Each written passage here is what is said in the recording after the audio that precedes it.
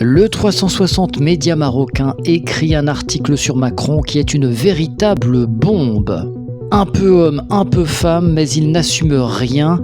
Qui est vraiment Emmanuel Macron ? Je vais vous en faire un résumé, mais il y a des passages très croustillants concernant l'homosexualité supposée du chef de l'État français. Je vous lis notamment ce passage, mais à vouloir être la chose et son contraire, et le tout en même temps, le chef d'État français s'y perd, au risque de trahir certains penchants, notamment homosexuels. S'il est libre de ses choix, c'est surtout le fait qu'Emmanuel Macron ne les assume pas qui interpelle.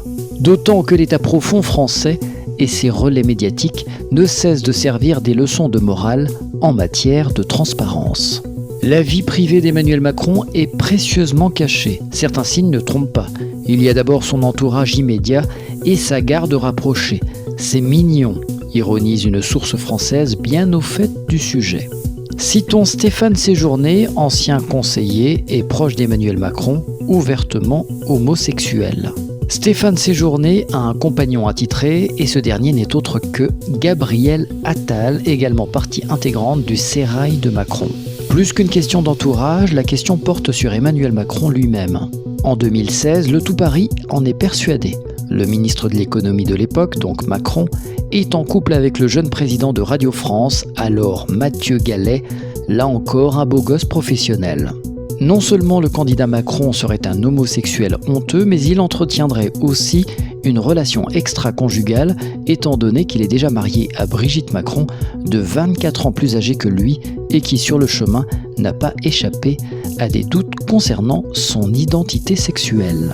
Au point que certains ont questionné la profondeur de l'idylle qui unit Emmanuel Macron et Brigitte Trogneux, affirmant qu'il s'agit d'une couverture pour cacher sa double vie.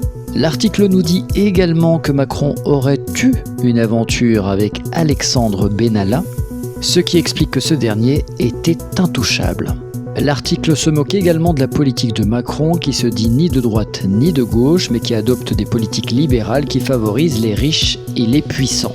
Il liste également les contradictions de l'homme politique qui se dit féministe mais qui nomme peu de femmes à des postes clés. Bref, si ça vous intéresse, je vous fais une partie 2 pour vous faire le résumé intégral de l'article.